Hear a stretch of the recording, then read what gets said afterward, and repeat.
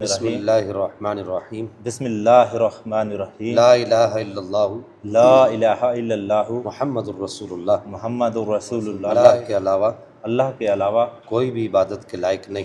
کوئی بھی عبادت کے لائق نہیں۔ حضرت محمد صلی اللہ علیہ وآلہ وسلم حضرت محمد مصطفیٰ صلی اللہ علیہ وآلہ وسلم اللہ کے پیغمبر ہیں۔ پیغمبر ہیں۔ یا اللہ، یا اللہ، میں اپنے پچھلے تمام گناہوں سے توبہ کرتا ہوں۔ تمام گناہوں سے توبہ کرتا ہوں۔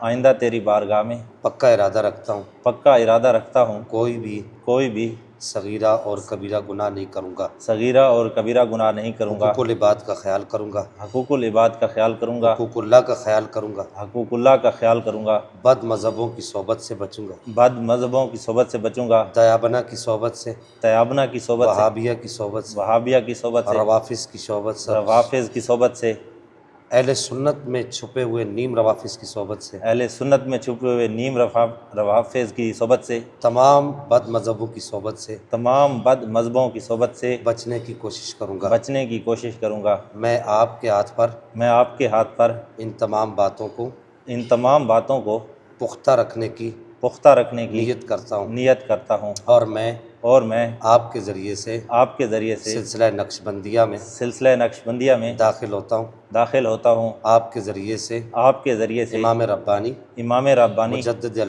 مجدد الفسانی شیخ احمد سرہندی رحمہ اللہ کے دست حق پرست پر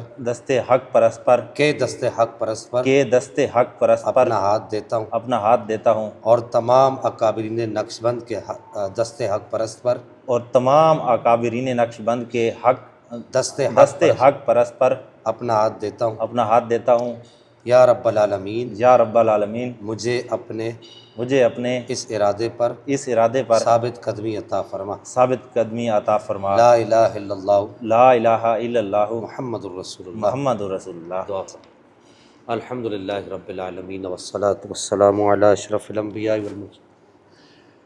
یا رب العالمین، یا ارحم الراحمین، یا ذا الجلال والاکرام، یا ذا القوۃ المتین، یا مسبب الاسباب، اے پاک پروردگار، صدقہ پنجتن پاک ہمارے گل حسن بھائی سلسلہ نقشبندیہ مجددیہ میں داخل طریقت ہوئے، اے پاک پروردگار انہیں اپنے ارادوں میں پختگی عطا فرما۔ آمین۔ جو سبق، جو وظائف، جو اوراد و وظائف ان کو دیے جائیں، جو اذکار دیے جائیں، ان پر پختہ رہنے کی توفیق عطا فرما۔ آمین۔ صحابہ، اہل بیت اطہار، نبی پاک کی ہر نسبت کی احترام کرنے کی توفیق عطا فرما۔ آمین۔ ہر کسی کا وفادار رہنے کی توفیق عطا فرما۔ آمین۔ اہل بیت اطہار کا وفادار رہنے کی توفیق عطا فرما۔ آمین۔ صحابہ کرام کا وفادار رہنے کی توفیق عطا فرما۔ آمین۔ یا رب العالمین، آنے والی زندگی میں کوئی دکھ، مصیبت، پریشانی ہے تو اس کو ان سے دور فرما۔ آمین۔ اے پاک پروردگار، کل بروز قیامت گل حسن بھائی کو، ہم سب کو رسول اللہ کے سچے غلاموں میں شامل فرما۔ آمین۔ اس دنیا میں بھی رسول اللہ صلی اللہ علیہ وآلہ وسلم کے سچے غلاموں میں شامل فرما۔ آمین۔ ایمان کی سلامتی عطا فرما۔ آمین۔ بحق لا الہ الا اللہ محمد رسول اللہ۔